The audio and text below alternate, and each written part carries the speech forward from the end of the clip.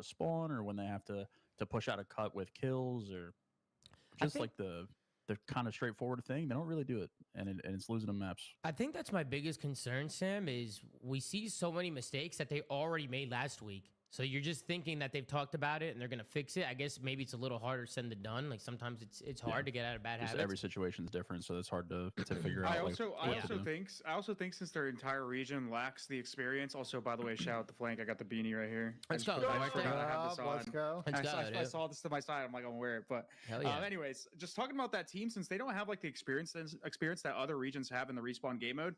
Listen, I know I have faith in Clay, and I have faith that I know that he's telling them that what they need to do and how to execute it, and he's trying to make them better. But like when it comes down to it, he's not in their ear during the game, and so that's where I feel like if they had somebody with a lot more experience, maybe somebody from the NA region or even EU region that has a lot more experience in COD, being able to like communicate with them and tell them like what they should do in the scenario to make those obvious plays a little bit easier for them, they might actually be able to make those plays. But right now, like with their entire team kind of lacking that sort of ball knowledge and them not having that voice in their ear whenever they're playing, like somebody like Clay, they're kind of just, I feel like they're going to continue to make these mistakes, and that whole process of them getting better and making those obvious plays, as Sam likes to say, it's just going to be a longer process. And I don't know if it's going to be if it's going to be a one season thing. I mean, they're digging themselves a hole too, right? Like, I mean, you can't really afford to like start off as slow as they are. I mean, granted, I mean it is early; they can still get wins, but if they keep getting losses here and they can't get a dub on the board, it's going to be rough for them to kind of bring this back. It's not going to get easier. You can't experiment in the CDL. That's just the reality of it. Like, you don't have the luxury to be like, oh, let's test this roster this week. It's the same reason we don't see substitutes and, like, people being more, trying to experiment. You just can't. You know, once you fall behind, you're stuck. And then you're always playing catch-up, and you're most likely not going to catch up. We talked about it in the offseason. I mean, I think to your point about like kicks being good, I think this is more of like, can one of these guys compete to keep on the roster? Because we kind of were talking about it. These guys should have started in challengers. You know, maybe they make a move where they only keep one of them and they, you know, replace with some other, but they try and keep like the people who can compete on the team. Kicks for me is the only one. Oh, go ahead.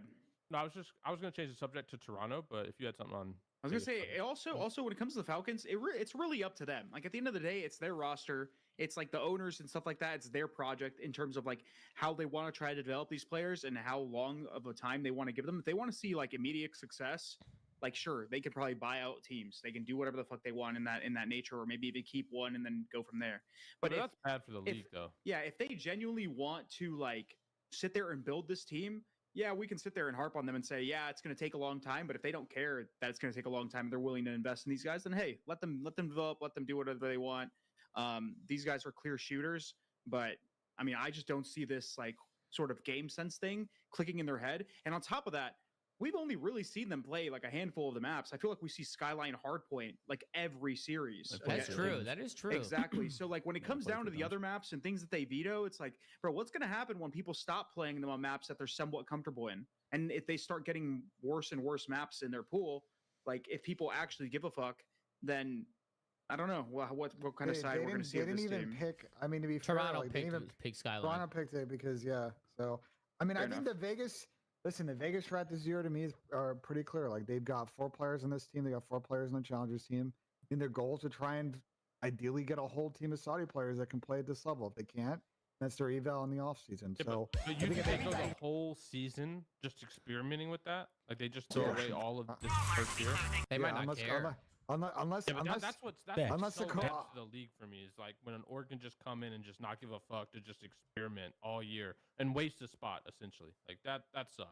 I mean, it's wasting a spot in terms of the competitive aspect, but it's not wasting a spot in terms of like fan service and like fandom and stuff like that. And just like there are probably a lot of Saudi players and Saudi people that watch. Like whenever like XNID turns the stream on, like he's got like 500 viewers and it's all like Saudi people. Like that's pretty cool. Yeah, but you're wasting the 12th spot in the CDL. No, I get it when it comes to I get it when it comes to competition, but when it comes to viewership and stuff like that, like they're trying to like build something. You know what I mean? So if it's going to take their roster not being the best, but eventually being better and better, and like starting some sort of like fandom, then hey, that might be what they want to do. But yeah, I mean, I see your point. They'd be allowed to do that in the CDL. I mean, to be fair, To be fair, the people that own that spot before were not exactly giving it 100% go at the CDL either. So yeah, I'm not saying they should have had a spot either. I've been saying Vegas should have 100% you have responsibility in the league, or ability to be in the league. But I wanted to ask a question for you guys. Yep. Because it might come off wrong, but I'm just gonna say it.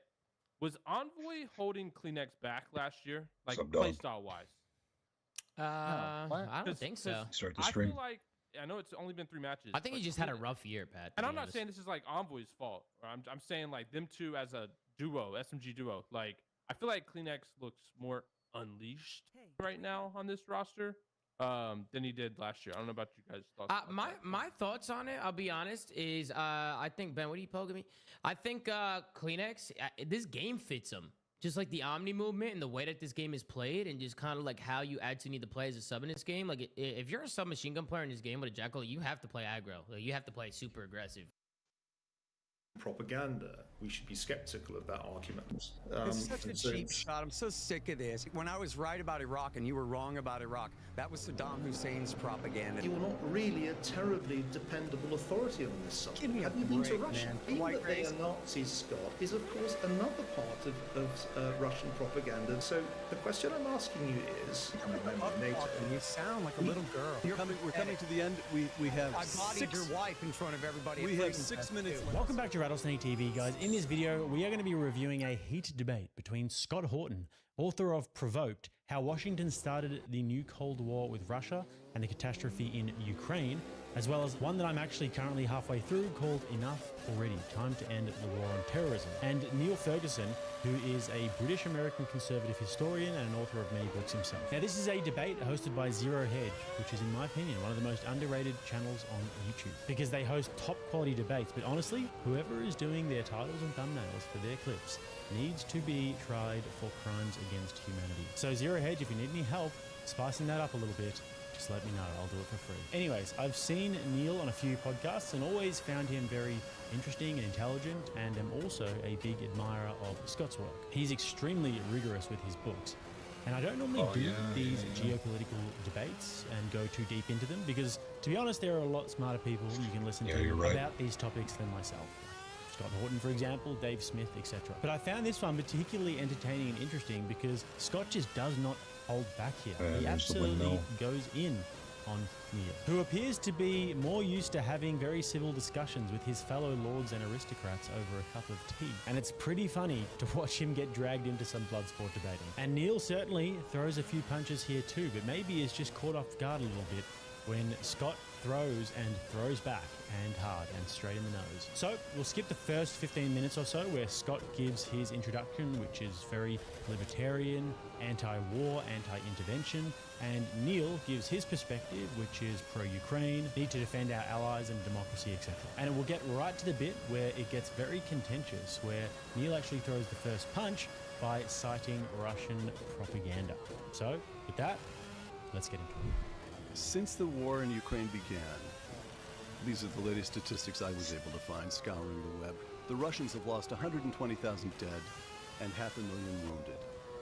And according to a spokesman for the American Defense Department, quote, Russian losses in just the first year of the war exceeded the total of all Soviet losses since the Second World War combined. What was Putin? What is Putin thinking? Make his motives, make this action comprehensible to us. What does he think he's doing? Well, first of all, it's simply not the case that all of these Russian soldiers lost their lives, to say nothing of the many Ukrainians the Russians have killed. We don't know exactly how many, but it's certainly in the tens and possibly hundreds of thousands, did not die because of NATO enlargement. Let's be clear about that, because that's a red herring, and it's, I think, an integral part of Russian propaganda. We should be skeptical of that argument. The reasons if you'll let me finish. Everything you say is CIA propaganda, then, if the other side of the story is all Russian propaganda. Scott, I'll come back to you, Scott. It's such a cheap shot. I'm so sick of this. Hey, every time when I was right about Iraq and you were wrong about Iraq, that was Saddam Hussein's propaganda that I was repeating, and that was MI6 and CIA propaganda that you were repeating. Who was right about that one, Niall? Shall we? It's pronounced Neil. It's Neil. Okay, whatever. The question. Scott, I'll come back. I was repeating Saddam Hussein's propaganda in 2003. Scott, that's Iraq. We're on Ukraine. We're on Ukraine. And Neil's talking. Go ahead, Neil. If you could let me try to answer the question that Peter put. Putin regarded Ukraine. Talk faster. You're wasting time. Perhaps you could learn some manners, Scott, and we could get further. Perhaps you should learn some manners, Scott. Maybe a little bit of overkill there by Scott, but you can tell that he's super frustrated and just over this Russian propaganda line. And to be honest, not a bad tactic to just hit back twice as hard when somebody says this. Because if you don't do that, then they'll think that they can just get away with it. Because propaganda is an extremely useful and necessary tool during war. Let's just face it, everybody uses it. The West is absolutely saturated with government propaganda. We see it everywhere, from Hollywood to mainstream media, to sports and entertainment, with athletes and entertainers being either paid or blackmailed to parrot the current thing. And these political movements and agendas we see, like BLM, COVID, Ukraine, feminism, etc., they're not coming from a place of being progressive and benevolent. No, they all serve the interests of extremely powerful entities like NGOs, super PACs, shadowy organizations, etc. They say follow the money, and when you actually do follow the money, it all starts to make sense. Now, I think that there is a blurred line between what is good and bad propaganda, though, if you ask me. Because propaganda is inherently obviously biased. But if it's biased towards something good, then I can't really fault it. If there is a lot of propaganda about the nuclear family, for example, and spreading that, and a bias towards that, then that's a good form of propaganda. But if it's not grounded in reality, and if it consists of a lot of lies, and if it is aimed towards a sinister agenda, then that's obviously bad. But anyways, the reason why this is particularly insulting for Scott is because as an author and a journalist, what you want to do is you want to let the facts be the boss. You want to be able to identify a problem or identify a story and let the facts lead you where they will. And you don't want to be led by ideology or money or any sort of sinister propaganda. And Scott is actually an exemplar of being rigorous when it comes to his research and just going off pure facts. And he cites everything in his books to ensure this. So from one author, academic, journalist to another, to say that you're sort of parroting this Russian propaganda, it's pretty below the belt. So let's carry on, guys. But before we get there, please don't forget to smash that like button as hard as you possibly can. And if you are enjoying the content, then you can subscribe to the channel if you like. Plus, quick reminder, guys, all of the reality-based store links are going to be below if you haven't checked out our amazing base note. Get back to it. Take a moment to explain what you mean, Scott. For our listeners, what took place in 2014, the revolution, or the coup according to some, revolution according to others. Take a moment to explain that, would you please? Well, it was essentially a street putsch. It wasn't exactly a coup like the general overthrew him and replaced him, but it was a right-wing putsch in the street led by the descendants of those who served Hitler in the war, in the OUN, in World War II. The direct descendants. I demonstrate this. Don't shake your head. I demonstrate this with absolute hard facts and the best Holocaust historian. Who was overthrown and by whom was he replaced? That's exactly who they were, was the right sector and the Svoboda Party of the direct descendants of those who served the SS in the Second World War. And they were the ones who led the push on American dollars to force. And by the way, let me say this, I think it's so important. People said that Paul Manafort was Russia's agent controlling Trump. And before that he was Russia's agent working with Yanukovych. But he was in fact representing America's interest because Yanukovych was not so pro-Russian. Yanukovych wanted to sign the association agreement with the European Union, and Manafort's entire job working for him was trying to help him accomplish that. There's an excellent interview of Manafort, who I would disagree with about this stuff. You can watch this great interview with him, with Patrick Bet-David, where he explains all this, and what happened was, and even Henry Kissinger, who you're writing a biography about, you might look this up, it's in The Guardian. Henry Kissinger said it was all Angela Merkel's fault because she played too hard of hardball. She wasn't willing to give easy enough loan terms. She was demanding too much austerity, and she, according to Henry Kissinger, was the one who ruined the deal. And once she ruined the deal, the argument is that in 2014, a pro-Russian leader of Ukraine was was overthrown by right-wing interests in Ukraine, cooperating with the United States funding and cooperating with right-wing interests in Ukraine. They overthrow a more or less pro-Russian leader of Ukraine and replace him with a pro-Western leader of Ukraine. That's the argument about 2014. What kind of chair you got? Well, that's what I say. This is what happened in the end of 2013 that got kicked off. Was he refused to sign get his gaming chairs? That's right. Quickly, 2014, Neil. Well, let me add one sentence. Let me add one sentence the way you sum that up, okay? Which is, after the putsch was successful, all former Ukrainian presidents signed a letter. Kravchuk, Kuchma, and Yushchenko all signed a letter saying we must now just repeal the Kharkiv Pact and kick Russia out of the Sevastopol naval base on the Crimean Peninsula. Only then did Putin order his sailors and Marines to seize that peninsula in the Kudymyk. So Neil can shake his head all he wants about there being direct descendants of Nazis during the Maidan Revolution and that being kind of prominent in Ukraine, but unfortunately, it is just a fact. And during the revolution, there actually used to be BBC journalists on the ground reporting on this, but these stories are sort of suppressed these days. Back before this obviously went against the current flow.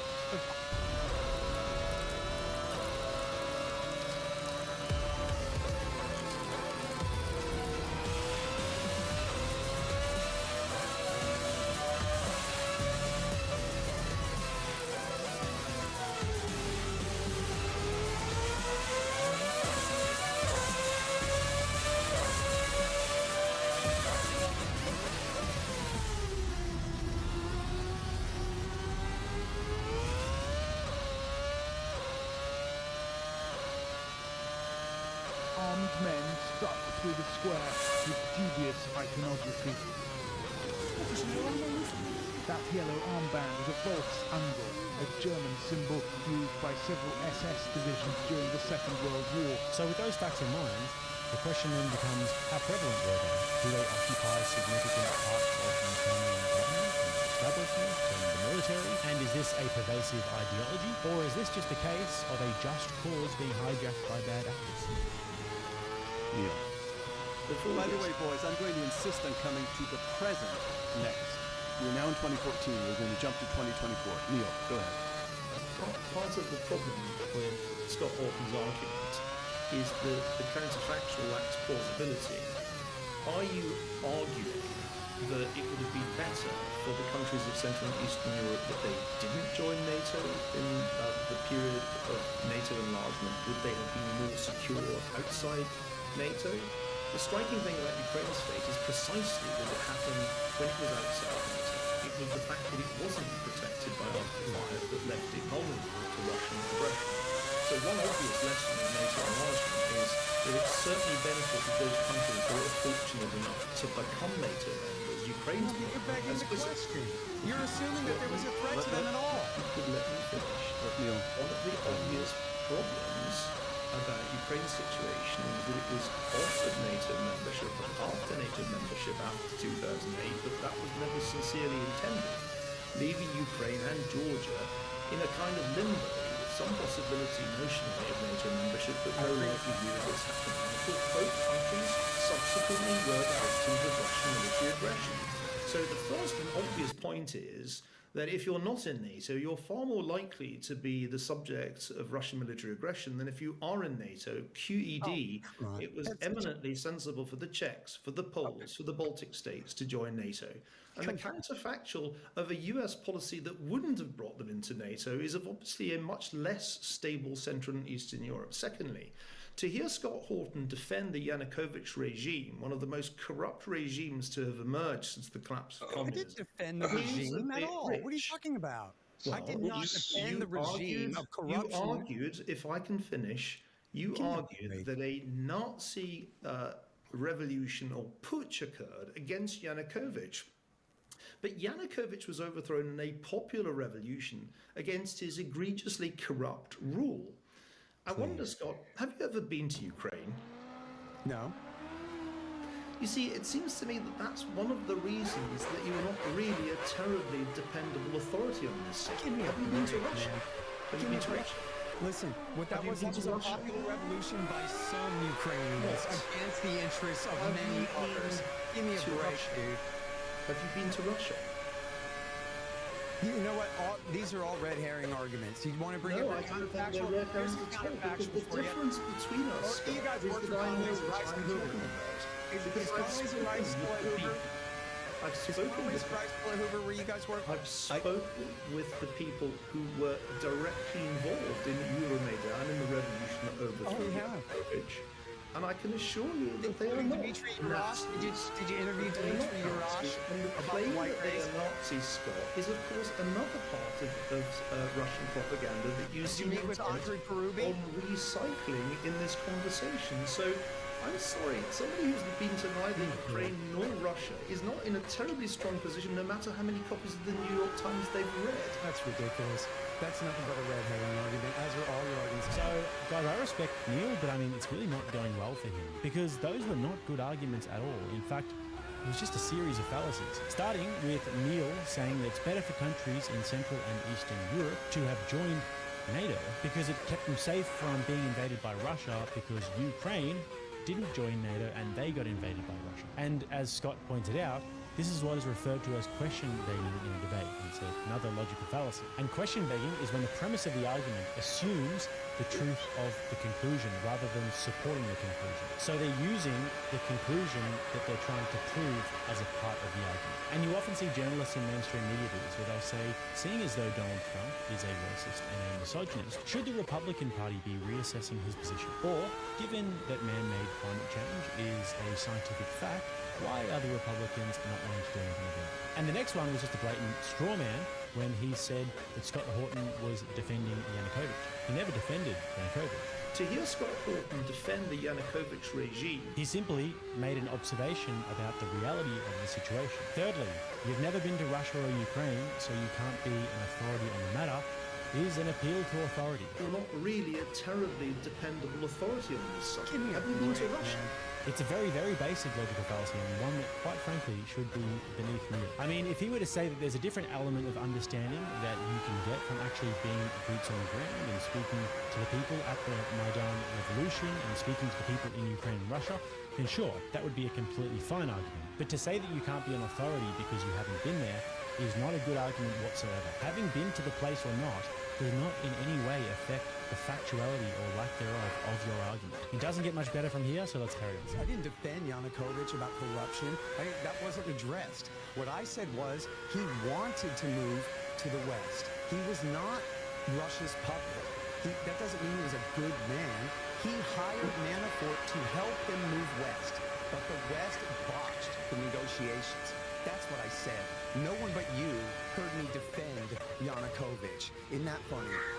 Also, here's for a counterfactual.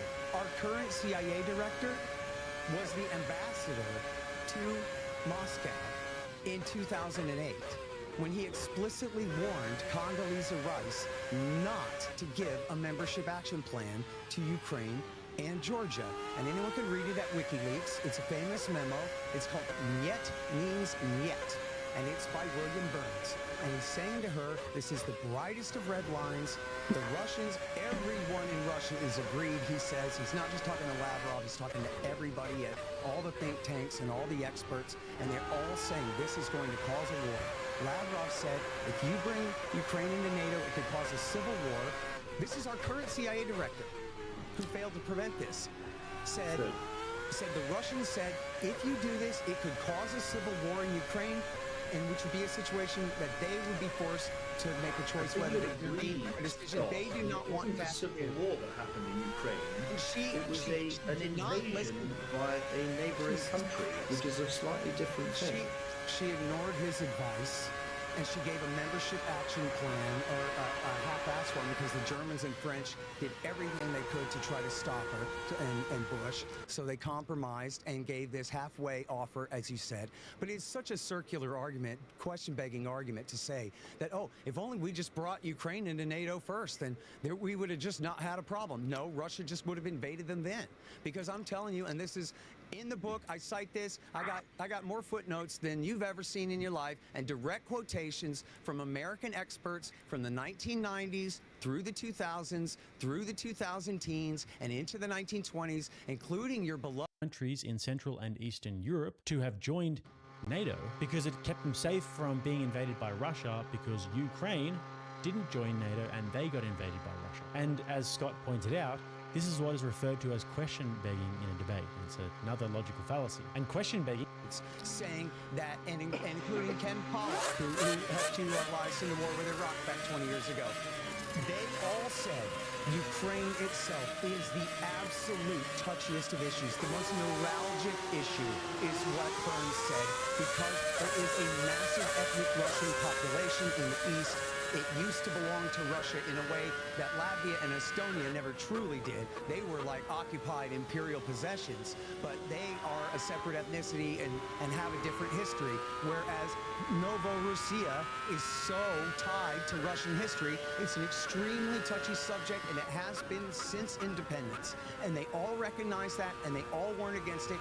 And at various times, Kissinger, Brzezinski, Ken Pollock, and all these other Council on Foreign Relations guys said we ought to make a separate deal regarding Ukraine. We ought to promise never to bring them into NATO. We ought to guarantee their permanent neutrality. Kissinger wrote this in the Washington Post in 2014. And then that will avoid picking this fight. Now you say, well, if only we'd given them a war guarantee earlier, there never would have been a fight. But that's not true. There just would have been a full-scale war earlier, because the Russians were never going to accept that. That's the fact. Well, the reality, of course, is that the Russians were nowhere able to go to war with NATO, and they've consistently avoided going to war with NATO for a very good reason. They were entirely outmanned and outgunned by NATO, but they could go to war with Ukraine. Now let's grant that there was a meaningful debate about whether or not Ukraine should be offered NATO membership. The same argument was made about Georgia. And that debate went on within US policy circles before, during, and after 2008. And as you rightly say, Kissinger was one of those who was sceptical about the idea of making Ukraine a NATO member. Though he later changed his mind about that. And the reason he changed his mind was, of course, that Russia invaded Ukraine. Now, I don't think anything that you've said so far has persuaded me, or I suspect anybody listening, that Russia was right and justified in launching a war of aggression. That's not my argument, so... Well, it does sound a little bit like it. Because no, that's ridiculous. Again, you've done nothing but tilt at windmills this whole time. You make up counterfactuals that I never said. You make up quotes I never said. You call me Russian propaganda. You go ahead and actually argue with something I said, or go home and take a nap. So the question I'm asking you is, even granting that there were good arguments against Ukraine becoming a member of NATO. You sound like a little girl. You have to go off in your inflection at the end of every sentence like that. That's really Question. Go ahead. I'm showing as much patience as I can with a rather juvenile debater. So, not necessarily productive for the debate to make fun of his British accent and his little British inflection, although it was funny. You sound like a little girl. But for Neil, once again, strawmanning Scott's position. His position is not that Russia was justified to invade and that it was a good thing that they invaded. His position is that there should be diplomacy.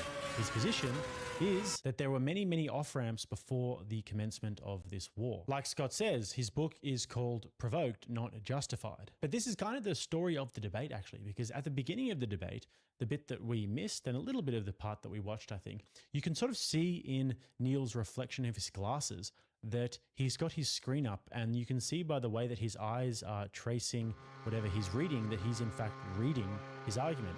I mean, he's well prepared for the debate, that's good. But then when he's dragged into slightly deeper water where he has to sort of think on the fly and respond to Scott's arguments, you see a lot of these logical fallacies pop up. Scott, on the other hand, is obviously a repository of information and knowledge when it comes to these sort of geopolitical affairs, because he's just done so much research into this, and it's literally what he's dedicated his life to. And it's not to say that Neil isn't knowledgeable, because obviously he is a very smart guy, but in terms of this debate, I'd say it's just been straight 10-8 rounds for Scott. Anyways, let's carry on where Neil questions Scott a little bit more about what he thinks that the West should have done when Russia invaded Ukraine.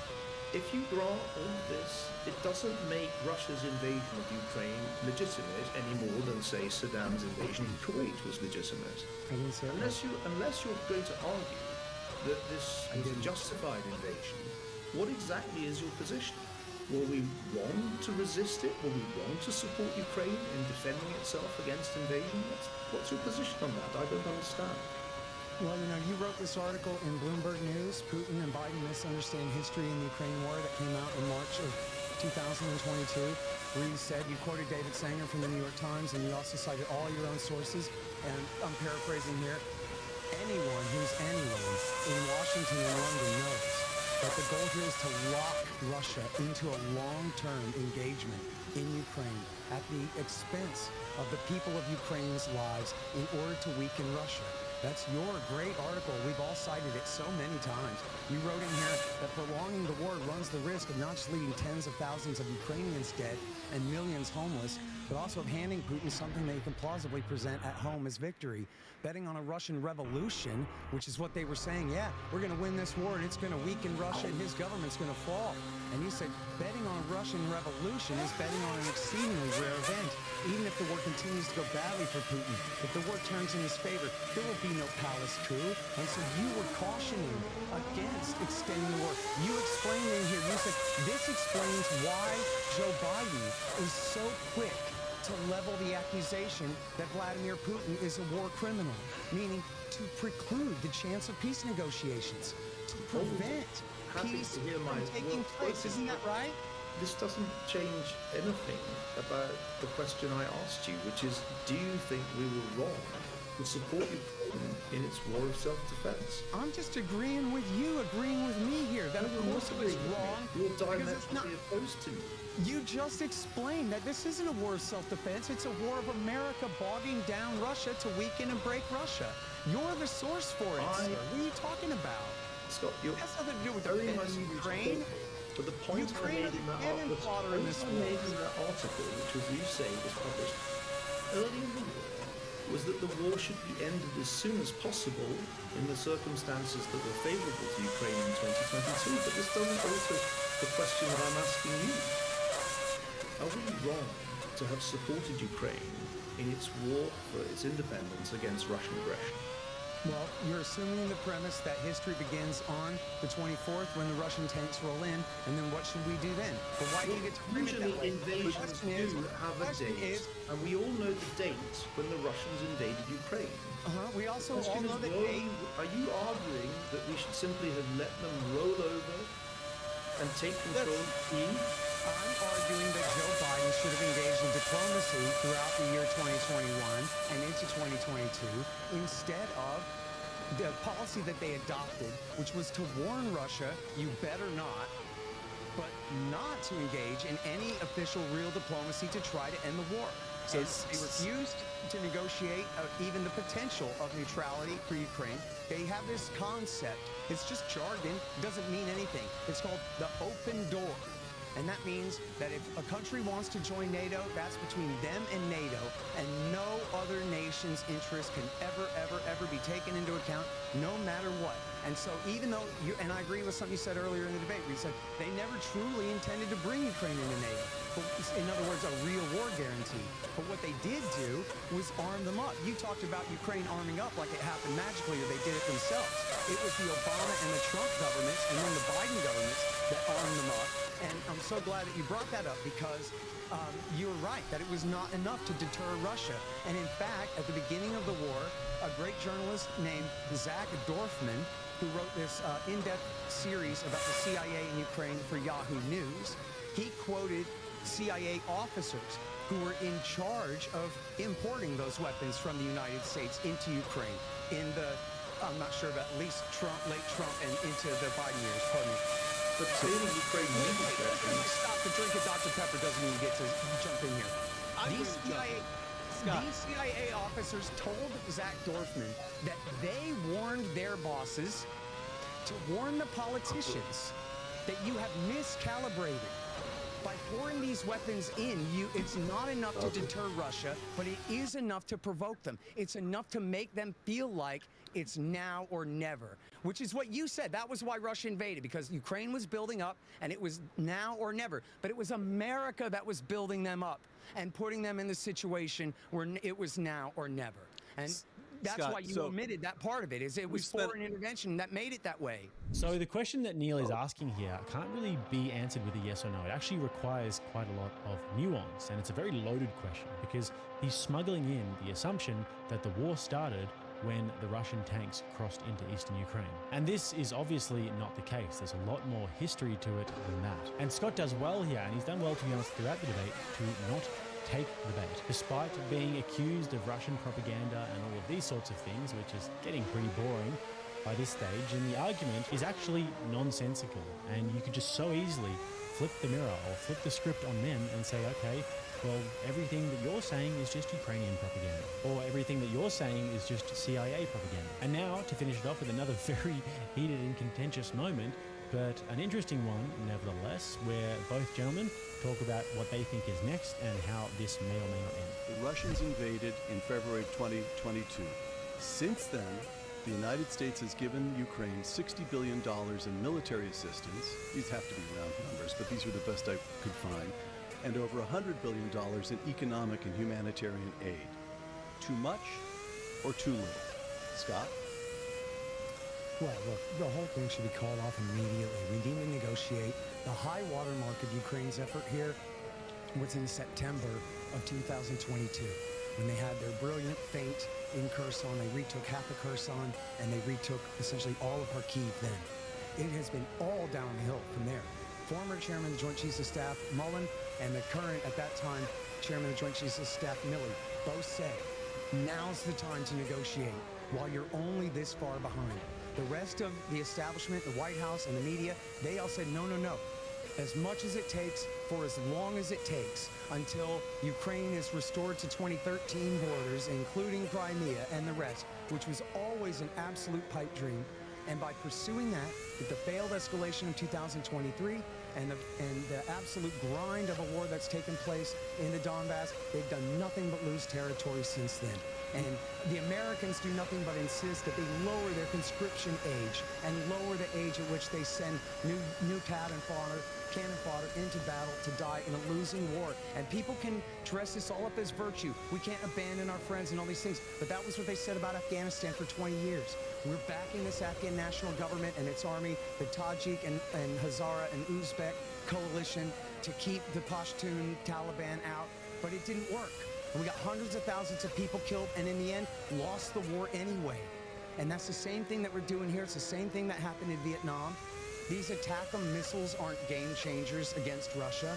And so I'm sorry to be the bearer of bad news, but unless you're willing to actually lower the conscription age to 18 and do mass conscription and send them all to the front, which they're not willing to do because they're facing a terrible demographic crisis right now. They're only sending middle-aged men to the front to fight. They're not willing to risk their young men. And Lindsey Graham demands it. No, lower the age. Send younger and younger men over there to die in a war that they've already lost. The question now, gentlemen, is whether the Russians are going to take Kharkiv and Odessa, or whether we're going to be able to negotiate a peace before it gets that bad. This NATO issue we began with is important, Peter, if I may just make one point. Scott regards this as a sort of flashpoint and a major reason why war happened. Finland, of course, is now a member of NATO, one of the unintended consequences of Putin's invasion of Ukraine. And Finland is in many ways as big a problem from a Russian vantage point as Ukraine. Scott, are you expecting Vladimir Putin to attack Finland next, now that it's been part of NATO enlargement? Well, I certainly hope not. It's clearly could be construed as an offensive threat to them. And but you realise why it won't happen, don't you? And the reason is that it's a NATO member. I can't hear you when you're trying to talk over me. Were you going to put more words in my mouth? Go ahead and try. My point is just that the reason it won't happen is that Finland is a NATO member. And Ukraine's problem, as I said before, was that it was never a NATO member, and that's what made it vulnerable. Anyway. Scott, yeah, question. That's funny. Wait a goddamn minute. Listen, Russia never invaded Finland this whole time. We just brought what they would have, but we just brought them into NATO last year. We just brought them into NATO last year, and Putin said when America brought Finland in, they asked him, he said, listen, we're against this, and it does create new strategic problems for us. On the other hand, we don't have an ongoing border dispute with Finland. We don't have nearly complicated politics in dealing with Finland as we have in Ukraine. David Pacman reminds me of Randall from Monsters Inc. Literally the exact same facial structure. So let's have a look at the first part where David tries to pull a bunch of cheap rhetorical and debate tactics on Patrick, and listen closely because towards the end, Patrick flips the script and uses his exact same logic against him. Let's get into it. And quite frankly, and this is where, you know, the Trump people email me and they get very mad. Not my opinion, if we go by Gallup opinion survey, what other countries think of the U.S., opinion of the U.S. has dramatically improved since Biden replaced Trump. I think that matters. I'm not an isolationist, so I think it's important that other countries respect the office of the presidency. And under Trump, it was a joke, you know, literally laughed at the UN, goes to India, mispronounces 10 Indian names, and the crowd is just leaving. It's a humiliation everywhere he went. So I think that's it's like a soft thing that I think is really good. So the fact that we're no longer feared is a good thing? I don't know where you're getting that we are no longer feared. So you think people fear Biden? What I'm asking you is what data do you have that we are no longer feared? Well, that's not it. What data is not any data to give. I mean, then how do you know it?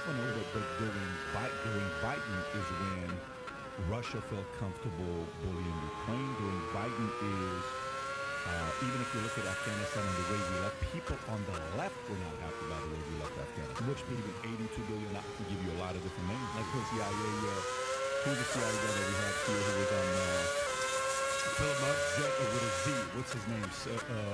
Matt Zeller? Matt Zeller, CIA agent who was on MSNBC. He called him out. He was on MSNBC with... but that's one person, right? No, but there's a lot of them, though. If I actually pull it up, and if I do the Google search on it, I'll find plenty of names from their own side. Let's do it. That's fine. But I think one important thing to back up is you first kind of gave me what's not really a very fair question. You go, are you not worried that the U.S. is no longer feared? So you're saying they don't fear... No, but hold on. Let me finish the response.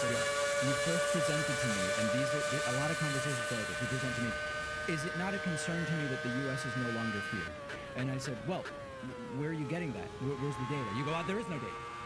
So let's first start with... No, what I said is it's not the fear. I didn't say there's no data. You can't pull data. Meaning you can't find data on fear. Then how do you know that fear is action? Fear is action. So just take note here, guys, because this is exactly what Pacman does in these sorts of debates. Every time somebody tries to make a claim, even if it is a common sense statement, he'll say, well, what's the data? Where's the studies? What data do you have? Where's the data? No data. That's just an anecdote. Give me examples of that. And obviously, when you're having a conversation or a debate on the fly, it's hard to just produce all of this data. It's annoying and it's unreasonable to be able to expect people to be repositories of data and of numbers and stats. But I mean, it's okay to ask people for evidence. But let's just get this clear. If you want to hold people to that standard, then you better come correct. You better be armed and dangerous yourself, because they might just hold you to the exact same standard. And then another trick that he likes to play is when somebody makes a claim that might look bad for his side, he'll just say, oh, I don't have the data on that. And this is another cheap trick and a way to weasel out of having arguments that you're just going to lose. For example, if they said going to drag shows is objectively bad for a little kid, he would say, well, I haven't seen the data on that. And that is actually an argument that he would make. But in terms of the election, I hope he looked really long and hard at the data following the recent election, because it's all there for you. So let's carry on now, and the next bit sets the stage well for what's to come. Make the argument. Go back to the argument about the fact that America, on all polls today, is, would you say, liked? What was the word you used? So, I think the really important thing when we talk about this is we talk about what we can measure. So, the Gallup polling that has been done... So you trust polls? Oh, come on. But that's where we're going, though. There are lots of... I trust certain polls, too, but I'm saying, so you trust polls?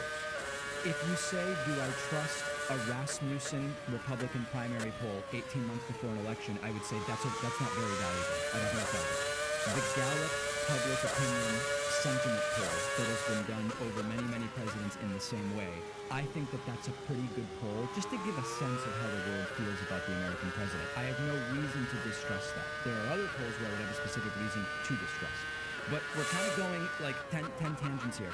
I think if we want to talk about am I upset that the U.S. isn't feared, since you brought that question forward, the appropriate thing would be for you to give me the data. But no, go back to what you said. You said U.S. is what? You said you like the fact that U.S. is liked more today under Biden?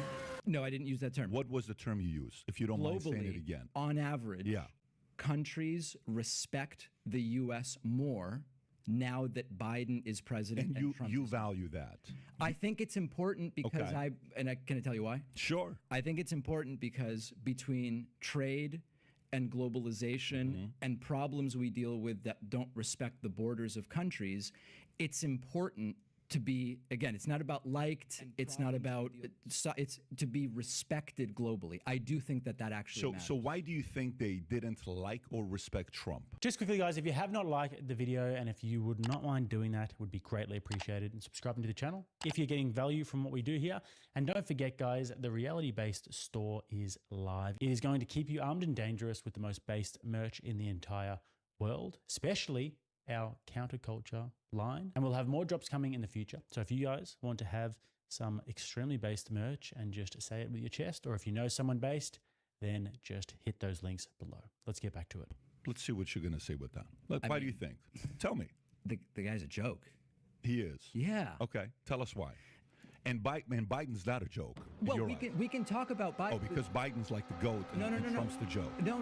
Okay, so I'm critical tell us why he's a joke. But I think it's important to say, are we talking about Trump or are we talking about Biden? If he continues,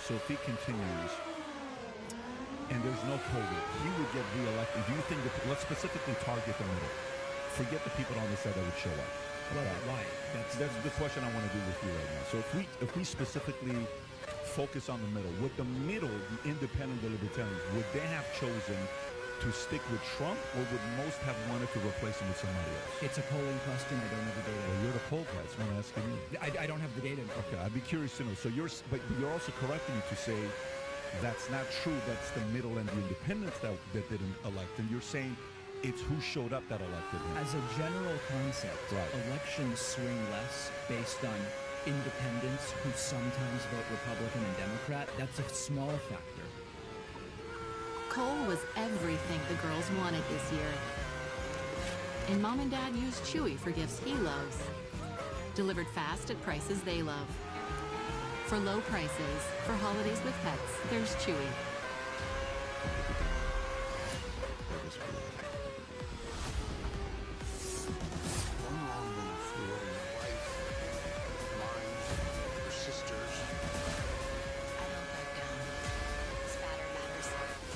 The bad guys slip through the cracks.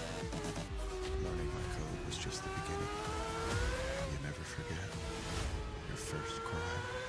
Dexter Original Sin. New series now streaming exclusively on Paramount Plus.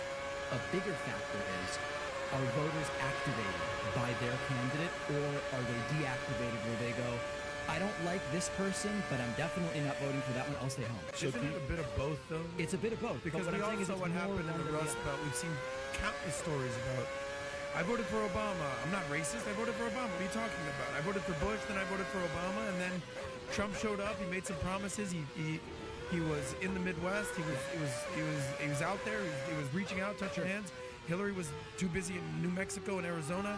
I decided to vote for Trump, and I was sort of done with Trump. Now I'm back on Biden. Yeah, we see so many stories like that. These independents. That's an anecdote. And so I think anecdotes are fine, but one of the things that is important is to zoom out from anecdotes and to look at the broader data. Why would the independents, the ones in the middle who are, let's just say, slightly more reasonable, and they're willing to say, I don't like this guy on the left, I want to vote right. I don't like this guy on the right, I want to vote left. Yeah. Why would they have still chosen Trump over Biden? I have no idea. You'd have to talk to them. I just don't know. But you're giving your arguments, and so your arguments you're giving is you're talking about polls like Biden because America's more respected under Biden than Trump. Okay, so that has nothing to do with American voters. We're talking about in other countries. I totally get it. But when you say something like that, the voter says, "Oh wow, the world respects Biden more than they respect Trump." Sure. Okay. somebody may say, well, maybe because, you know, anybody who was an enemy of America hated Trump because Trump would, you know, deal more directly with them than Biden would. Biden, you can't necessarily see him. You know, he doesn't look like a leader. He's not an Obama-esque. He's not a Clinton guy. Biden doesn't come across as a strong leader. But you're saying he's more respected than Trump. Great, no problem. Okay. So then I go and I ask you a question and I say, if COVID doesn't happen, does he get reelected? Yes. Why? You say because more people show up.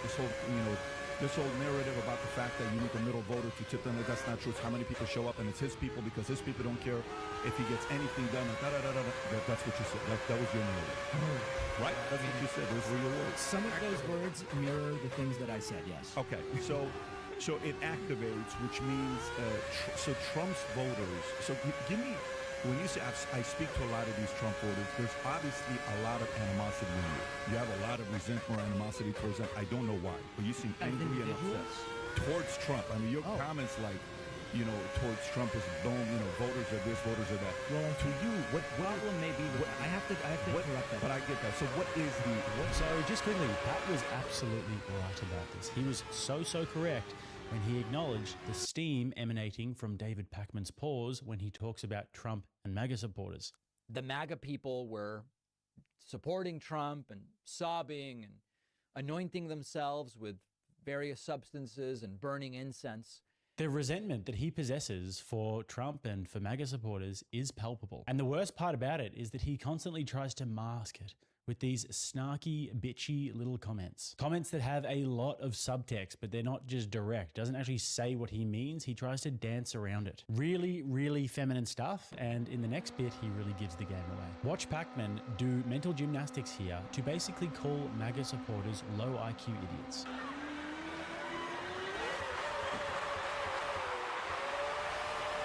Is, and you can answer all those questions in your time. I'm not remembering all of them, but I'll try to. What is the DNA of a typical MAGA voter in your eyes? There's not any typical DNA. I think there's basically 3 primary categories of people that vote for Republicans, and Trump introduced a 4th.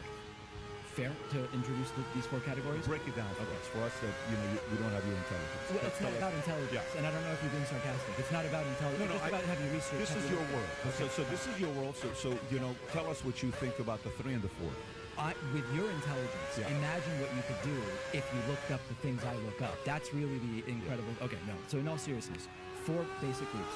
Pre-Trump, you have 3 groups. You have sort of pro-business, low-tax right-wingers, people like Mitt Romney, basically. They are, I mean, Romney maybe isn't a little bit of an exception because he's a Mormon. He has some socially conservative views, but you've got like your Romney type who's concerned with let's not overregulate businesses, let's not have taxes that are too high, let's create a good business environment. As governor of Massachusetts, that was sort of his idea, and that's a very blue state, and he did well. So you've got like your Romney type. Traditional, low tax, limited government. Yeah. Not extreme millionaire, not extreme right on social issues type people, not particularly homophobic, for example, or, you know. Okay. Then you've got your more libertarian-minded people. I found it interesting when you said you're independent and libertarians. In the U.S., libertarians are mostly right-wing, and they mostly vote for Republicans. So then you've got your very libertarian-minded people whose focus is that we want just as much freedom to do as much stuff as possible. It often includes freedom to discriminate if I don't want to do, you know, like a gay wedding cake. That you got that.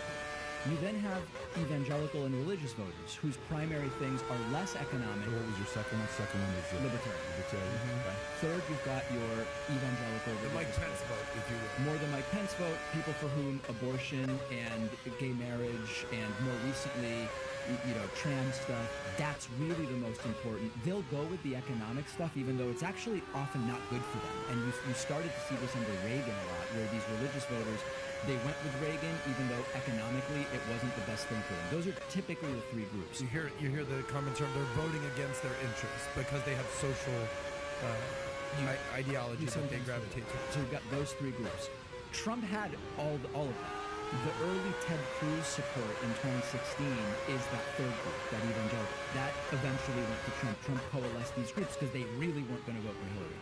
The 4th group, which Trump kind of created, is people who were not at all engaged with politics before, but they didn't pay attention. They knew Trump as a celebrity. They didn't really have a political identity. They were disaffected. They weren't really participating before. So 4 is his personality, is what you're saying? Yeah, yeah. They got brought in specifically. He introduced that. That's been on for a while. He introduced what? You're saying Trump introduced the 4th. You said typically it's 3. Oh, yeah. But Trump introduced the 4th, or Trump has the 4th? Trump is... Trump activated this 4th group, which was people who were not in any of those 3 categories I mentioned and got engaged in politics for the first time because they heard Trump say something that they liked. Give some examples of those types. Are you talking about West Virginia coal miners or people in the deep red South? They were from all over, but it was people who liked that Trump was going to fix trade with China. A lot of them didn't really know what that meant, but it sounded pretty good. Maybe the person had lost a job. They came to believe it's because of China that I lost my job. That sounds good. Or people who are on immigration, they're like, the wall?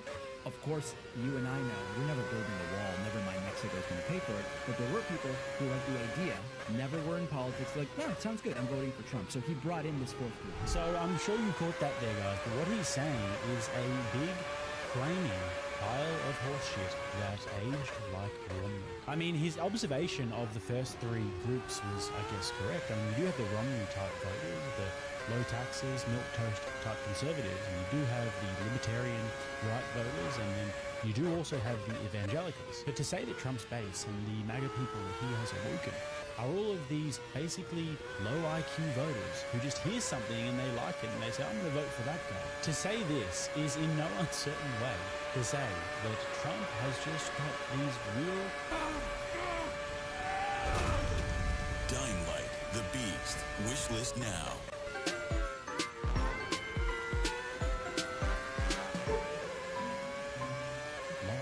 idiots voting for him. He's saying that MAGA supporters are stupid. I mean, it's just so typical of these smug, fart-sniffing New York liberals.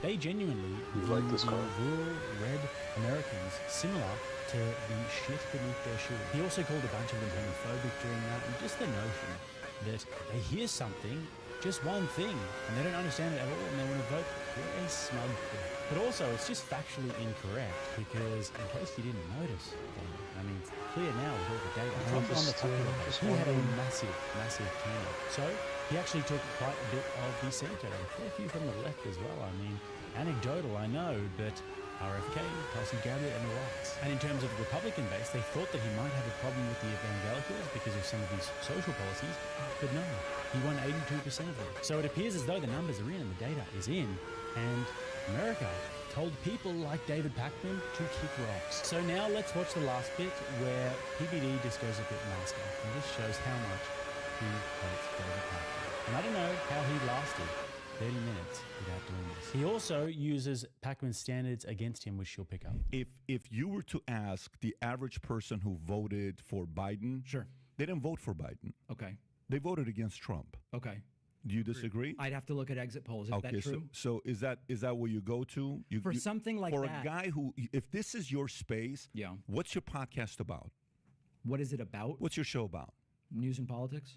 You should know this stuff. You're the expert. I brought you here. I just don't remember that offhand. Let's find it right now. But this is your world. Like, if you ask me questions on business, I'm going to say, let me give you my feedback on what I think about business. Yeah. You invite me on your podcast, and hey, Pat, I want to talk about business. Let's do that. I have no problem with it to do that part. But what I'm saying to you is, if you're coming here saying what you're saying, sure, and then I ask you a simple question of, so the same thing can be said about people that voted for Biden. Yeah, I'm going to vote for anybody. Dude, nobody would show up when Biden would speak. Did you not see his tour when he was going campaigning? Patrick, you're not really doing this, are you? You're doing this? I'm actually curious where you're going to go now. Biden wasn't even doing events where... this is the Biden one from the basement thing. Yeah. I have a counter to this entire... And I want to just be really clear.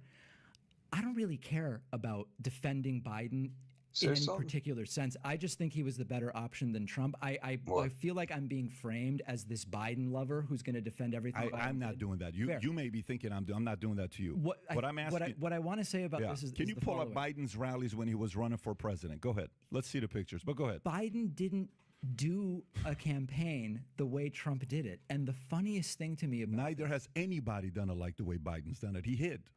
Well, but hold the guys. This was during COVID, though. Yes. let's back up for a second. Look how beautiful that is. Well, that's these are because COVID it's rallies. COVID. Oh, stop! Patrick, You got to be can kidding I tell me. you something? Pat, though. This is really the. You're the height telling of me COVID. you're You okay, seem silly So when you do this. here's what I'm willing to do. Here's what I'm willing to do. I'm willing to give him $1 million of my own money right now to go try to fill up an arena. For what? Oh no. To show that nobody is inspired by this guy. This is not silly. No, but it's what's silly is for you to assume people voted for Biden. They voted against Trump, is what they did. Many did, yeah, sure. Yeah, what you just said. I said I don't know what the percentage is. But all I'm saying is I don't but know it's the your world. Though. This is like if you're gonna sit here and talk about how bad the Trump voter is, and let me tell you, these people, all they care about is his personality outside of the taxes and all this other stuff. And then I ask you a question, and I say, so why do people vote for Biden? Many of them voted because they just didn't want Trump. Yeah, I don't know the numbers on that. You should know those numbers. What? I just don't know that offhand. I mean, we can look it up.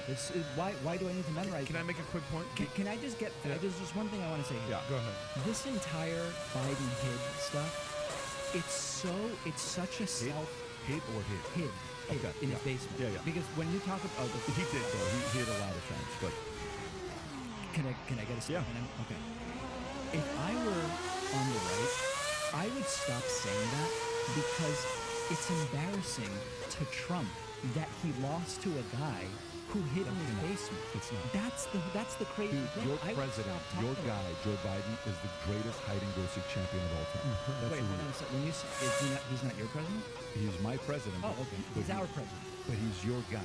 He's the guy you're defending. You're defending him right now to say... Only that he's better than Trump because you're making him do this. The only reason, there's no way in even the liberals today are not saying he's better than Trump in executing or taking action or doing anything. Let's find that. The only credit, well, at this point, you've lost credibility to talk about polls because you don't even know what you're talking about when you're saying...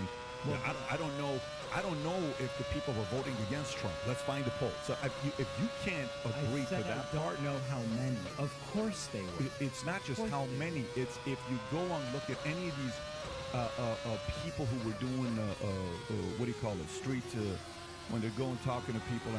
Yeah, and say, hey, so tell me, who would you vote here? Trump's the worst. I would never vote for him. People didn't want to vote for this guy because 99% of the media, everybody was sitting there bashing him nonstop.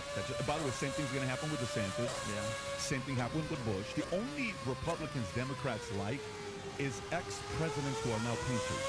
That's the only Republicans Democrats like because they're no longer a threat. Now, Trump's a big threat. So for you to say, well, we now have respect around the world. Yeah. I don't even know if I want that. I think if there's an element of competition, because I think if China has to choose between Trump or Biden, and China would rather have Biden, that's probably not a good sign for me. Okay. Is it a good sign if Russia wants Trump? I mean, this is kind of a silly game, right? No, but Russia is not our number one enemy. Russia doesn't control 80% of shit. Russia is not as powerful as people think they are. They have a lot of nukes. They lead the world. Totally get it. But we're seeing right now what's happening to Russia. Russia is more, they're powerful. You got to put them up there. They're strong. But China is really, really strong and experienced. China hates America. China doesn't, they've publicly announced what they're going to be doing. You know, there's a very big difference between China and Russia. And by the way, I'm not sitting here telling you we got to be best friends with Russia. But if China likes a president over another one, that is a red flag for me. Yeah, it's not rare as a view on the American right that is generally, who cares what other countries think? I would almost rather they hate us. That's really common. I didn't say that. No, I'm not that's saying. That's what you were saying. I want to really see a poll on that. Do you have a poll on that? Not offhand. Then how could you say, what, do you have a poll? Give me a poll. Okay. But no, give me a poll because that's an anecdote, man. We can use this but no, you're stop any conversation. But that's what you're doing. You're the political expert. I'm not. You're the political expert. What you just did, well, you're being silly. So I'm giving you exactly what you've been doing for the first 30 minutes. Now it officially bothers you. No, it doesn't bother me. I think it's silly. I think we don't get anywhere. But wait a minute. But what you're saying is that if the argument you get, I said, show me a poll. Yeah. Show it to me. You can't do it. There's a difference between you saying that there's a specific opinion among voters that they were motivated by a particular reason. You have polling on that. We just need to find it. You like to use that, but not when it works against you. Yeah, I didn't say hate. I'm not a hate guy. If I was a hate guy, you wouldn't be here today. I didn't say that. No, you said most Republicans would prefer if other countries hated us. You're assuming. I didn't say most. Run it back. Wait, you didn't say what? I didn't say most. You said I what? said there is a contingent on the right that actually is emboldened by if they How small of a community is that? So you're going to take the exception, you're going to make that argument? Oh my God. Yeah. Patrick, I'm perplexed. Yeah. You and I both. You and Linda Richmond. We're going tangent, where we can't really drill down on any one issue. I'm saying to you, hate is not, if I had hate, I would have not had you on. And that's what you call a checkmate. It's literally the exact standard that he was using before when people were making new claims. He was saying, oh, but where's the data? Where's the data? What's the data on that? Where's the data? Oh, that's just an anecdote. And then when PBD does the exact same thing against him, he's being silly and he's derailing the conversation. You're the political expert. We're being silly. No, you're being silly. It's really a good lesson in how to be bad faith if you want to do that, but also a very good lesson in how to listen very closely to your opponent and listen to exactly what they're saying, what standard they are using, and then if it is an unreasonable standard, then you just flip the switch on them and just hold them to their exact same position. What a weasel. Anyways, guys, don't forget to check out the most based store in the world, the reality-based store. Down below, like the video if you haven't already, and if you'd like to subscribe to the channel, you are more than welcome to do so. If you'd like to watch another one, try to. The next time I'm Jake, this is Rattlesnake TV, keeping you armed and dangerous. Marks, this is Big Event is on now at Marks and Marks.com.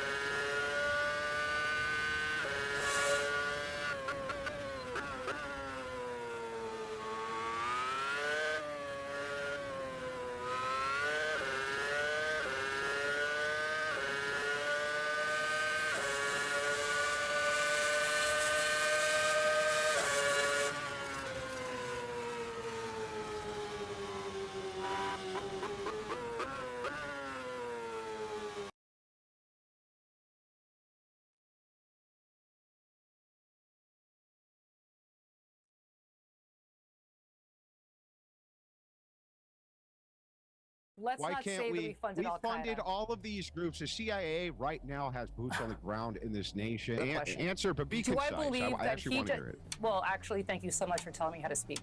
I You're welcome. think But I thought you just oversight said they had duties- immunity. Do you Like think you these can't have people it want? both ways here.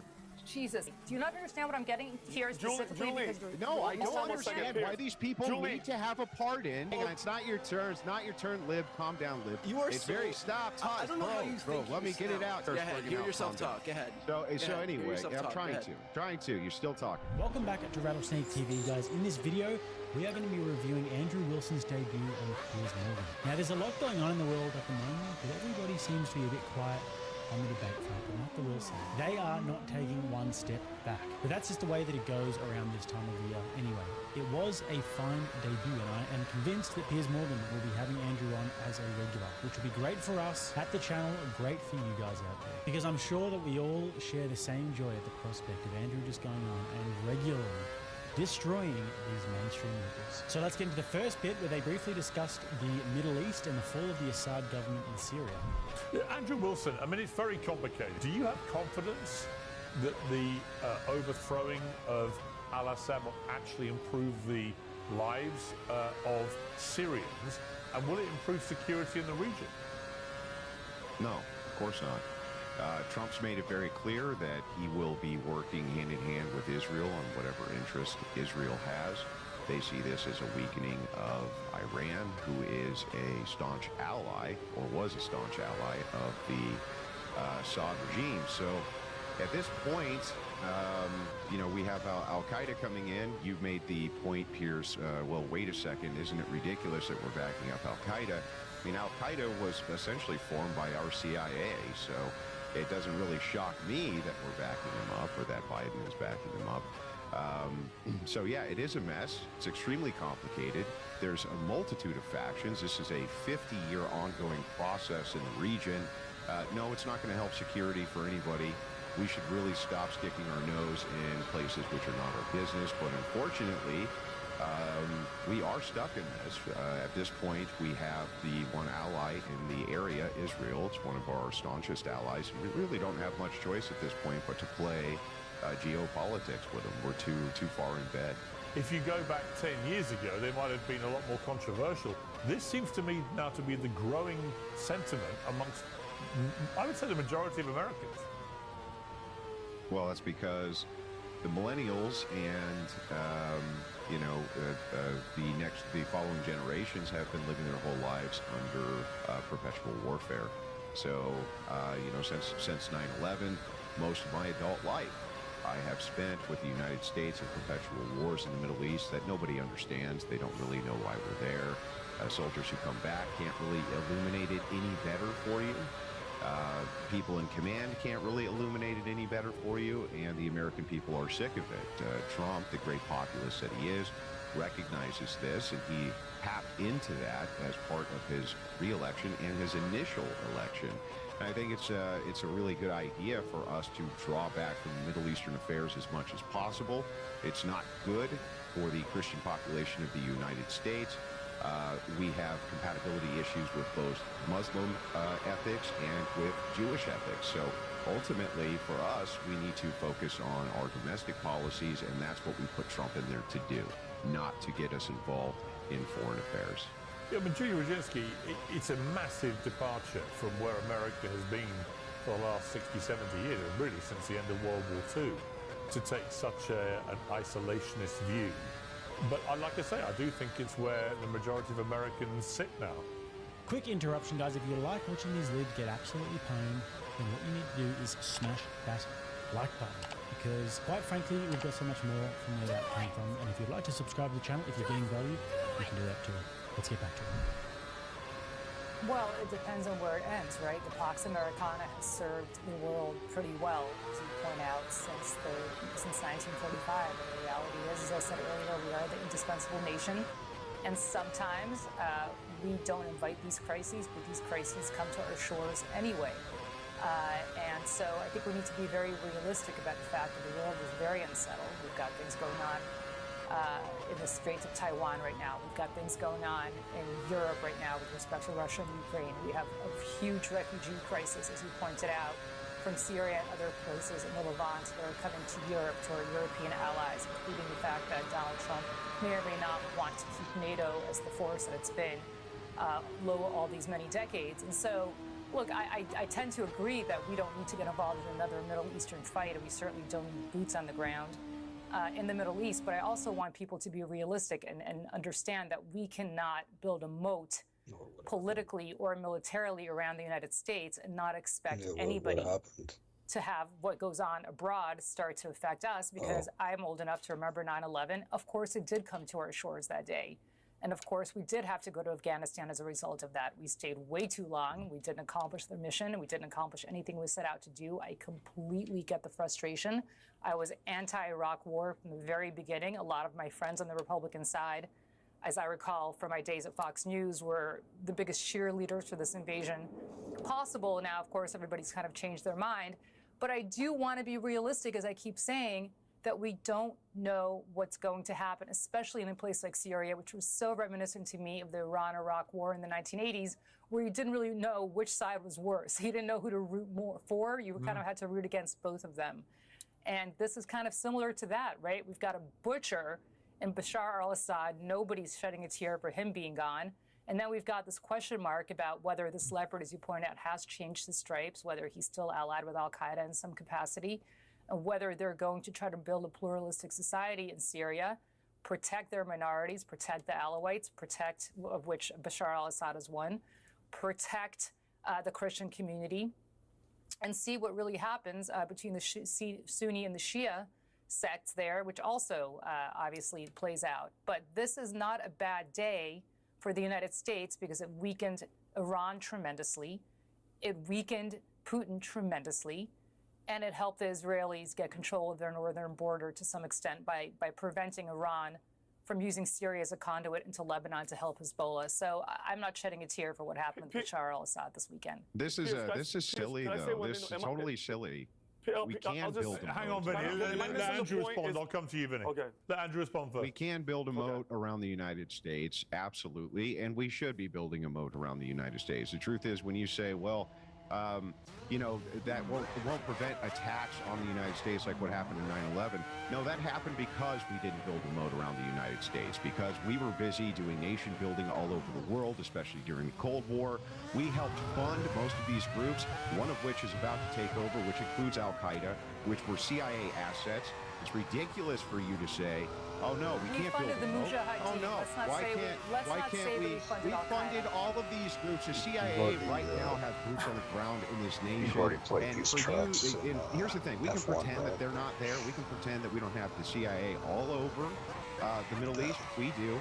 I guarantee you they're involved in this conflict right this second, and that'll probably come out in future documents 10 years down the road. The truth is that no, it is our foreign interventionism which causes most of the blowback, which then we get attacked for. It's mostly us doing foreign intervention, regime change, things like this. So if you guys haven't been following this too closely, I think it's actually very difficult to convey just how significant these developments are in terms of the Assad government falling in Syria. It has a dramatic effect on global politics, a really big effect on the war in Ukraine and also the war in Gaza, because Israel and Russia both have vested interests in Syria. And so this toppling is really good for Israel, really bad for Russia. And the reason why this has been allowed to occur is because Russia and Iran, who are the biggest backers and supporters of Syria, are both distracted with other conflicts at the moment. So they were unable to assist the Assad government as they previously were doing. Anyways, they're talking here about Al-Qaeda and about Mujahideen and the CIA involvement, and she's saying the CIA did not fund Al-Qaeda. And Andrew says that the CIA will be involved in this, which they obviously will be, and she says good, as they should be. As they should be. So a little bit hard to ascertain the logic there. In terms of the CIA funding these organizations, let's have a listen to Hillary Clinton, of all people, telling us exactly what they did. To be fair, we had helped to create the problem we're now fighting.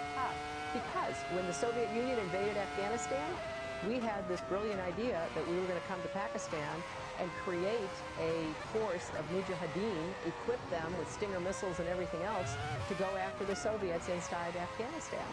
And we were successful. What does your video sound like? Go to artlist.io and get the best music and sound effects for your videos. This is not the real world. This is your creation. The stories you tell, the images you take, and the music you choose. Soundtrack your videos with Artlist. Be creative. With unlimited music and sound effects and a license that covers everything. Join the next generation of creators. Go to Artlist now and start creating without limits.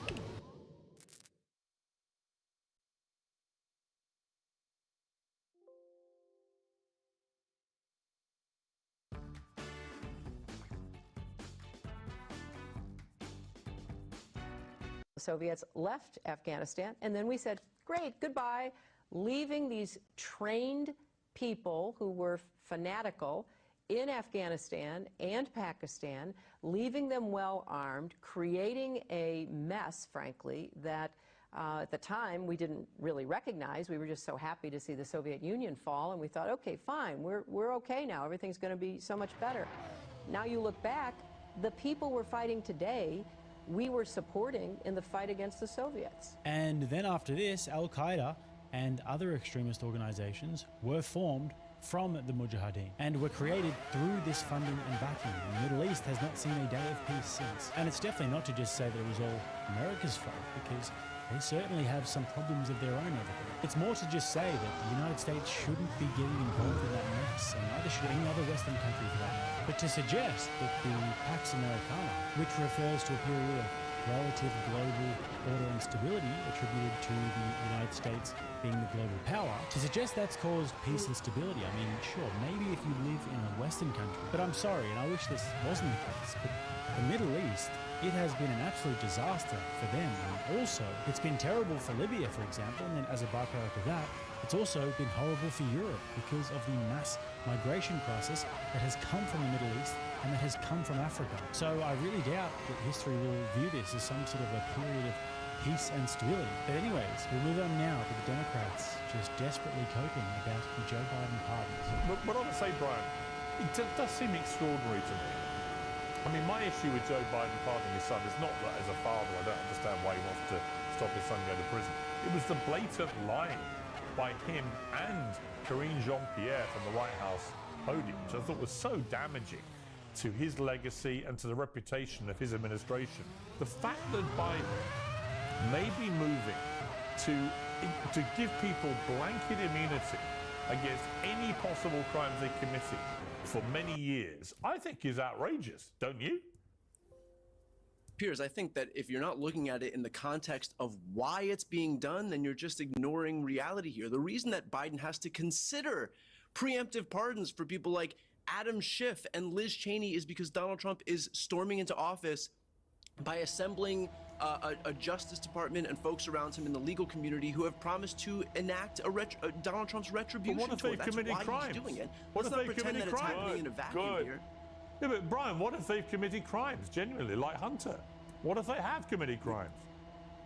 If Adam Schiff has committed crimes, Yeah. he hasn't. There's no suggestion that he has. How do you know? Because how do you know that he has? I mean, it's ridiculous. Why pardon him? Why pardon him is because why Donald pardon him Trump if he hasn't committed usher crimes? because Donald Trump's FBI director is coming into office with an enemies list. Why wouldn't you? Oh, you're saying they're going to manufacture crimes against Schiff? Is that what you're saying?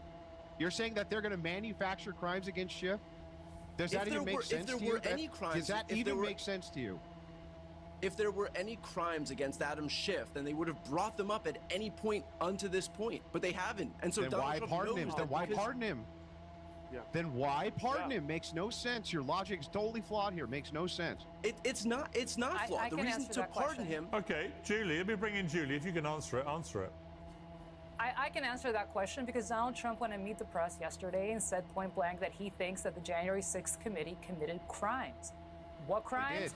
I don't know. Maybe doing their due diligence. Stop. Maybe doing their due diligence oversight. Well, we have got And as that clip. members of Let's play that. Congress, Tell you they what. have. They have. Let's wait, play that. stop. Julie, hang on. They have immunity. Hang on, Julie. I want to play the clip. So we the can, point. Yes. Let me play the clip again so we know exactly what you're talking about. We played it earlier. We'll play it again.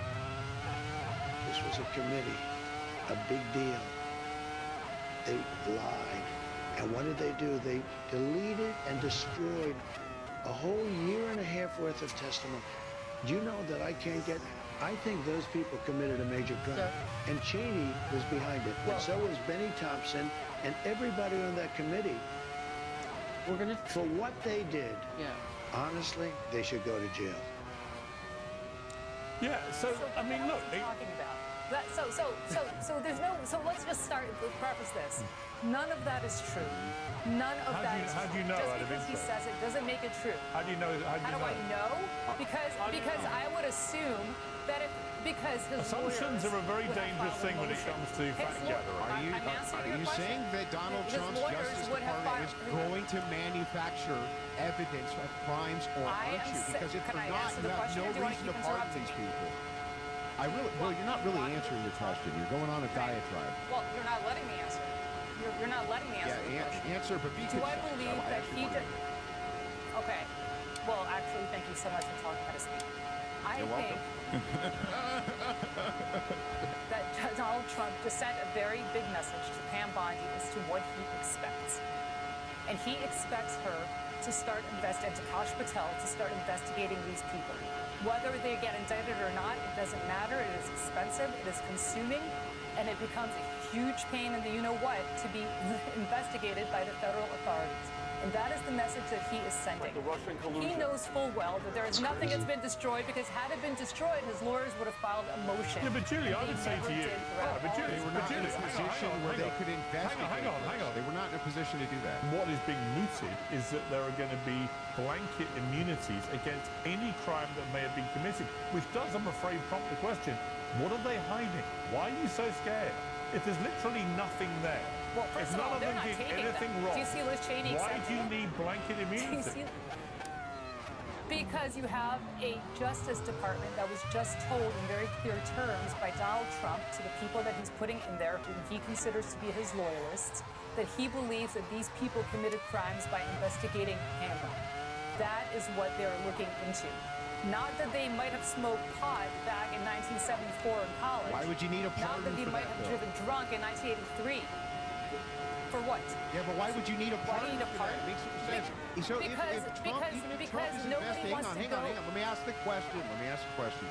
Even if it were the case that Trump wanted to open an investigation as to whether or not there was foul play during the previous administration's investigations of him, why in the world would this require a pardon to these people? That makes no sense to me at all. Because why would there be a requirement of a pardon?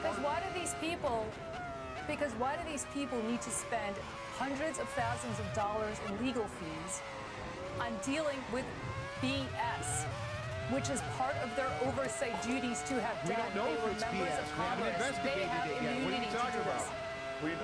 We just can't investigate anybody because it could be bad. It is part of their, no, we don't know. It is part. Listen, do you understand how it works? Have you ever worked on the Hill? Because I can tell you, they have immunity as senators and Congress people to do their oversight responsibilities. There is I thought you just said a second ago that there's going to be hundreds of thousands of dollars in legal fees.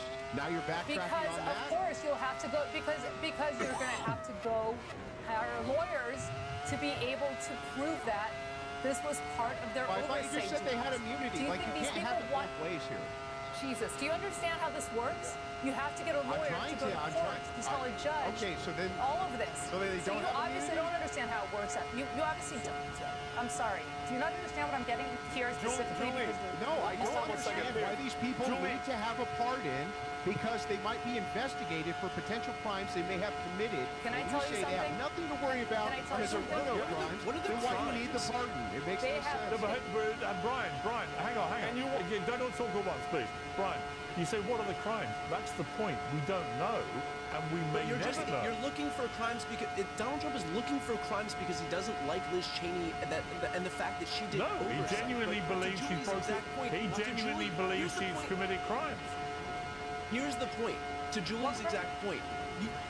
First of all, what crimes? Second of all, it costs money to get legal representation to go prove all of this stuff. And third of all, it's moot because all of these people have immunity anyway. You are allowed to act in your oversight capacity in Congress and the Senate to pass legislation to discuss this stuff. You didn't care when Trump had to spend on lawyers. You didn't care about that. But what law was broken? Yeah, you're right. They can't break the law, but there was no law that was broken. But it doesn't change the fact. So why do you need an all-encompassing immunity if you've never broken the law? Why do you need an all-encompassing immunity if there's no laws broken? I don't know. I don't know. Let me bring in Vinny. I don't know if you guys are playing dumb or not, but the fact is, I don't think it's us playing dumb, Brian. It costs money to go forward with this. I'm actually playing devil's advocate. Listen, I thought what happened on January 6th was appalling. And I think that a lot of people behaved extremely badly, and a lot of them should have gone to prison, which they did. I think maybe it was overdone, or some of them got ridiculously long sentences. But I thought the point that Trump made about the hypocrisy and double standard of how, for example, the BLM rioters were treated with the devastating damage that they caused, I thought was a very good point. And I think, again, it comes back to the hypocrisy, right? Democrats cheered on the BLM rioters. That was all in the cause of tackling racism. But here you have people who believe they were standing up for democracy. I don't agree that they were right. They shouldn't have been doing it. But there was a double... But Julie, hang on, Julie. There was a double standard. There was a double standard in how the different types of protesters got treated. There was. Piers, if you're suggesting that Democrats cheered on BLM rioters... No. They gave them entire cities to destroy. What? They gave them whole cities to destroy. Crazies on the left cheered on BLM rioters? And you're saying the Democratic Party cheered them on? Yes. Really? You're saying that Nancy Pelosi cheered on people who were rioting and looting during the Black Lives Matter. Yes. They were saying it was a peaceful that's what I'm saying. Show me. You're delusional. Show me where Nancy Pelosi at the time was saying that. Show me where Joe Biden or Nancy Pelosi or Kamala Harris or anybody else was saying that. Busy getting on her knees. So the great thing about having Andrew on the Piers Morgan podcast and really getting a cat amongst the pigeons here is that obviously he's a really good debater. But more specifically, he does this thing that the people on the Piers Morgan show and in the mainstream don't really necessarily tend to do. And that's actually listen really closely to what your opponent is saying and then dismantle their logic. I mean, normally the people on this panel, and especially the libs on this panel, are really not the brightest bulbs, so it should be light work for them. And normally what these shows tend to turn into is people just having a screaming match and trying to get their clippable moments and trying to get their viral moments and trying to win the debate in this short period of time. But actually, if you can listen to what your opponent's saying and be really clinical and deliver your message in a really concise way, then I think that's a lot more impressive. So anyways, the cope continues now, and this lib gets a little bit of a slap around when Andrew does a little bit of gloating about the new president. When I watched Trump go into Notre Dame, every eye was on him. He has superstar power. I saw it myself when he first got elected in Davos, when all the world leaders were down there. The moment Trump came in, it was pandemonium. He is the biggest star on the world stage by a country mile. And there's something about America right now getting its swagger back, which I can tell you, in a country like mine, where it feels like the opposite is happening, a lot of people are like, you know what, whatever you think of Trump, whatever comes out of his mouth, all the usual stuff, I quite like the confidence that America now seems to be exuding, and I wish we had a bit of it here. Well, Piers, I think if you look at what the rest of the world actually thinks about Donald Trump, the vast majority of them don't view him as some gauzy figure with a lot of swagger. I mean, he has. No, it's very different now. Negative. He has very different negative. It's very different from 2016. I can tell you, it has definitely changed. I don't agree with that reading of it. I've spoken to a few senior politicians in various countries, and they've learned to deal with Trump and accept what he is, good, bad, and ugly. And there is a respect for the leadership that he shows. I mean, if you try and think about Kamala Harris and the kind of leadership she exuded, there's just no comparison. You look at Biden, Biden can't even stay awake. This is bizarre analysis. But Piers, this is bizarre analysis. This is what you think about Kamala Harris and conversations that you've had with like 2 or 3 people. This doesn't reflect the vast majority of the world, and all of the actual data that we have from the rest of the world in terms of their views on Donald Trump shows the exact opposite. Okay, let me bring in Andrew on that. I think America has its swagger back. Now, Trump has to deliver, and he knows that. I spoke to him last week, and he knows the challenge ahead of him, but he also knows he's got a chance to really reset his legacy and become a transformative and potentially great president. I think he's got a great chance to do that.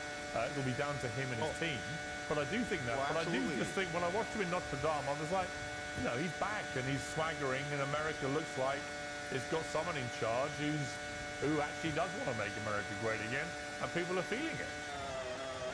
Yeah, well, I mean, just listen to the analysis from the lib on the panel. He says immediately, well, yeah, how can he come up with such an analysis based on only talking to 2 or 3 people when the whole world hates this guy? Like he's talking to the whole world, right? Suddenly, Piers Morgan's anecdotal evidence isn't good, but his is. He's talking to nobody. It's not. It's not my anecdotal. It's hang on, man. Hang on. It's not your turn. It's not your turn, Lib. Calm down, Lib. So anyway, listen. It's very, very clear to me. You are it's so, very stop. I don't know how you bro. Let me get it out. Can I get it out? Can I get it out before you start? Go ahead. Hear yourself talk. Go ahead. So anyway, I'm trying to. You're still talking. Contractors, are you covered?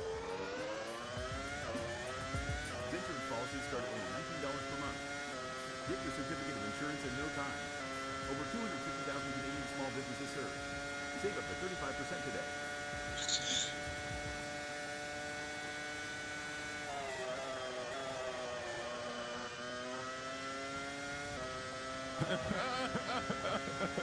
So anyway, the point is like, no, of course, there's a lot of swagger with Donald Trump. The American people know that. That's why they overwhelmingly voted for the guy. That's why he got the popular vote. That's why he's winning across the board. People overwhelmingly across the globe do actually love this guy. They like watching him. They like listening to him talk. They like hearing his speeches. They enjoy this guy. When you say America's got a swagger back, that's exactly right. Donald Trump represents the don't F with us, America first policy that America has been known in the past for, and that we all wanted back. You can't deny it. I mean, the scale of the win is what it is. Well, let's not go crazy. The scale of his win is actually smaller than Joe Biden's. Well, hang on, he won the popular vote. If I said he'd win the popular vote, if I said 6 months ago, but Julie, if I said 6 months ago, Trump, if I had said to you 6 months ago, Trump will win the popular vote, you'd have laughed in my face. He won the popular vote, the Electoral College, the White House, the Senate, and the House of Representatives. He won all 5. I mean, if you can't call that a massive win, what is it? No, I'm not Sounds like a suggesting mandate that to me. Democrats did not royally. Well, can I speak, or do you want to keep interrupting flat earther? Listen, here's the way I look at it. Democrats screwed up. Democrats don't know how to communicate. I've been banging the drum on this since 2015, if not earlier, since Trump came down the escalator. He's a master communicator to his base, and Democrats don't know how to speak to normal people. We always speak when we lecture or from the podium at Harvard Law School. So you won't get an argument from me. I will tell you that whether it's Macron or anybody in your government peers or Vladimir Putin or anybody else, they have psychological profiles on Donald Trump, like we do on all other world leaders as well. And they understand exactly how to get what they want out of Donald Trump. And they know that flattery will get you everywhere with Donald Trump. All will be forgiven if you flatter him. Macron knows that well. That's why he engages the way he engages with him. That's why Putin engages the way he engages with him. That's why half of the people, like his own vice president, who thought he was basically the second coming of Adolf Hitler, and I'm not paraphrasing here, now know that if they bend the knee and if they flatter him, that all will be forgiven, and he will listen to them and he will take them into his confidence. And if you're Macron and you're in a country that is very dependent on America's NATO umbrella, if you're in a country that is trying to hold the EU together, if you're trying to hold a Western alliance together against an encroaching, newly aggressive Vladimir Putin, or maybe not so newly aggressive, you understand that the way to Trump's heart is to invite him to Notre Dame, to give him a seat pretty much next to Prince William or wherever he was sitting, and to make him the star of the show, because that is what Trump wants to do and wants to be.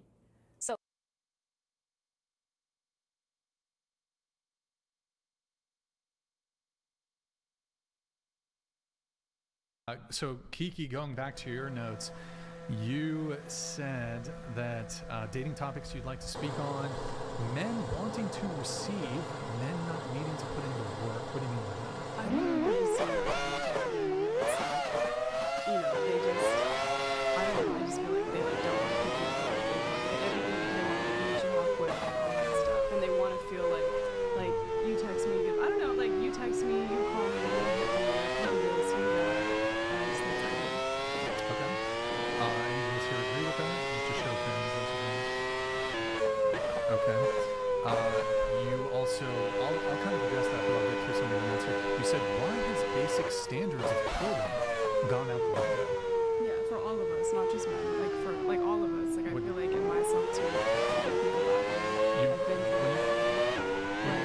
treated that way. Yeah. How's that? I definitely just in my past. Like you hit and quit it? Like that's bad for like men. they wanted more, and you were like, no. Deuces. It's just certain, personal experiences that we've all, How did you treat somebody like a guy badly, I guess? Yeah, I did once when I was like a lot younger. Yeah, I feel really bad about it. And either way, How long were you dating that long? Was it 5 years ago? No, it was like seriously off. Yeah, I feel bad about that. It's those experiences back in high school when you're not really Right, yeah, like this is me like as an underclassman in high school. Like prefrontal. Yeah, like the prefrontal cortex. Not fully developed. Yeah, that's what I'm talking about. Yeah, but so you said standards of courting But gone that's what out I'm the saying. I think in window. our generation, we've just been taught to like with Tinder and with like a lot of things in that way. We've just thrown like it out the window where it's like, yeah, come over immediately and all this stuff. But I just think it's boring. Like, I want to go out and hang out with you and do something. I don't want to just go to your apartment. I don't want you to just come to my apartment. Like, that's so lame.